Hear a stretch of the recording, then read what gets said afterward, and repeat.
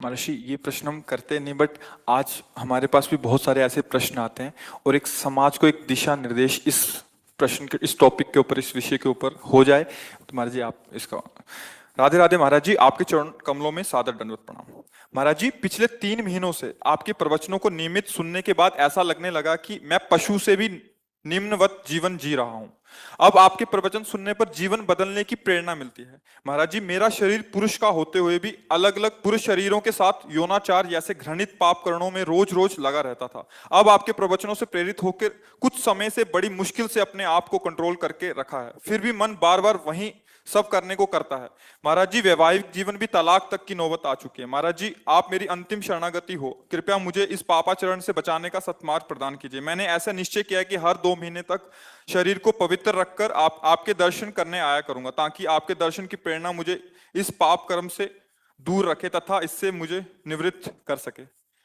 पहले तो हम आपका धन्यवाद देते हैं कि अभी आप में इतना आत्मबल बचा है कि आप अपनी कमी को सभा में रख रहे हैं।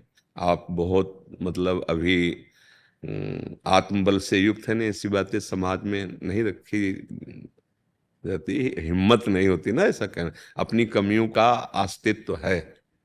देखो, ये तुम्हारी ही गलती नहीं है, ये संपूर्ण सृष्टि में काम अपना तांडव मचाए हुए है। भाई हम चुप हैं, तुम चुप हो, लेकिन तुम मुखर हो गए तो सबकी दृष्टि तुम्हारे पे जाएगी। फिर लौट के अगर अपने हृदयों में देखा जाए तो कुछ ऐसा ही है सबका जीवन। ओपन हो गई तो फिर मुख में कालिक पोतती, समाज का ऐसा स्वरूप। लेकिन जो कालिक पोत रहा वो भी अपने हृदय को देखे। काम कोई ऐसा नहीं कि किसी को बख्श दे, उसी को बख्शता है जिसने भगवान को आश्रयदाता मानकर और भजन शुरू किया। अब तुम्हारे प्रश्न का उत्तर देते हैं। ये काम सुख बुद्धि होने के कारण आदरणीय और प्रिय हो गया, नहीं हुआ? सुख मिलने के कारण।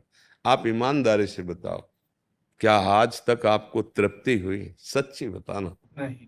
नहीं ना? आज भी वही चाह है जो पहले से थी। इसका मतलब कभी नहीं हो सकती, क्योंकि वहां नहीं है सुख। विचार खुले, जब आपने प्रश्न किया तो इस शरीर में है क्या? इस शरीर में है क्या? मल और मूत्र के ही तो द्वार हैं, जहां छू जाने पर हाथ हमको पवित्र करना पड़ेगा। क्या है?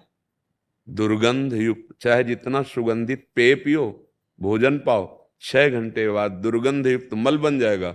एक मल का द्वार है। चाहे जितना सुंदर जूस और दूध पियो, एक मूत्र बन जाएगा। दोनों के द्वार हैं, मल और मूत्र।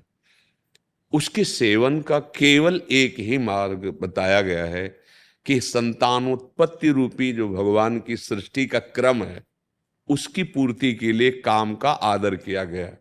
भगवान ने कहा धर्मयुक्त काम मैं हूं, अर्थात जो ये सृष्टि जनित क्रिया है, संयम के द्वारा संतानोत्पत्ति करने के लिए ये जो पाणी ग्रहण संस्कार किया जाता है, इसकी ये वैराग्य को प्राप्त हो जाएगा, घृणा को प्राप्त हो जाएगा, और वो सच्चे मार्ग का पथिक बन जाएगा। पति पत्नी दोनों एक ही धर्म का आश्रय लेकर, भगवद आश्रय लेकर संतान उत्पन्न करना, मानो सृष्टि रूपी भगवान की पूजा करना, बस इतने के लिए काम का आदर है। ये व्यर्थ में गंदे आचरण करना है।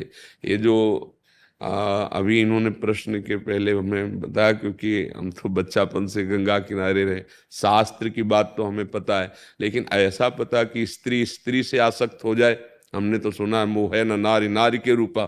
शास्त्र तो ऐसा आज उल्टा, और कलयुग का यही उल्टा कि स्त्री क्या बताया था, स्त्री स्त्री के हाँ, अब इनका तो मतलब हमें कहीं शास्त्र में परिचय ही नहीं मिला। ये तो मतलब कलयुग की देन हो रही है। देखो, यदि तुम्हें भगवान ने मानव दे दी है और सुख और शांति की इच्छा है, तो वो केवल भगवान की शरण में, भगवान के नाम में। नहीं तो जैसे मन समझाता है कि एक बार भोग लूं तो शांति मिल जाएगी, ऐसा मन कहता है कि जो इच्छा होती है एक बार तो यार देख लेते हैं। आपने अनेकों बार देखा है, अनेकों शरीरों को देखा है, ईमानदारी से आप कह रहे हो, फिर भी आपकी वृत्ति वही है। आज से अपने इस दगाबाज मन की सलाह को मारना सीखो, महात्मा बन जाओगे। कुछ नहीं बिगड़ा है। हमारे भगवान की ऐसी ही कृपा है, नहीं तो किसी का उद्धार ना हो।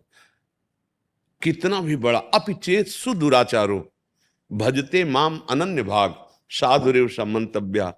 भगवान कह रहे मैं उसे साधु मानता हूं, सम्यक व्यवसिता ऐसा। बस ये ध्यान रखना, इसका अर्थ समझ लेना। उसने बुद्धि से निश्चय कर लिया कि यार अब इसमें किसी में सुख नहीं है, हम जो सुख शांति पाना चाहते हैं वो इनमें नहीं है, वो भगवान में है। अगर ये जो आजकल चला है जीवन नाश की लीला, ये बहुत खतरनाक है। जैसे बच्चे गंदे आदतों में फंसते चले जा रहे हैं। अब नए नए लड़के 30 के हो गए, मुझे ब्याह नहीं करना, माता पिता कहते हैं नहीं, क्यों? क्योंकि उनकी रुचि स्त्री शरीर में नहीं, पुरुष शरीर में है। तो एक काम का आदेश केवल संतानोत्पत्ति के लिए है कि आप संतान उत्पन्न कर लेंगे, नहीं। तो ये जो शक्ति का नाश कर रहे हैं, ये जो अपराध कर रहे हैं, ये तुम्हारी दुर्गति कर देगा। तुम्हारे मनोरंजन के लिए थोड़ी तुम्हारा शरीर मिला है। तुम्हारे शरीर पर तुम्हारा अधिकार केवल सत्कर्म करने के लिए है। अच्छा, तुम अपने शरीर को नष्ट करो, हमारी सरकार को पता चल जाए तो आपको सजा मिलेगी? नहीं मिलेगी। आपके तो हमारा शरीर हम रखें या नष्ट कर दें, तो देखो तुम्हारे शरीर पर भी तुम्हारा अधिकार यहाँ नहीं, यहीं की सरकार आपको अभी हथकड़ी डाल देगी।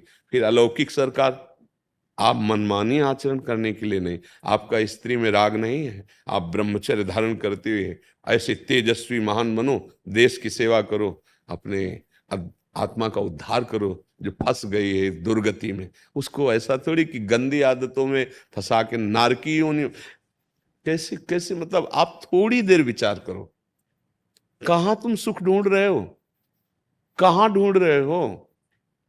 अरे पागल उसमें सुख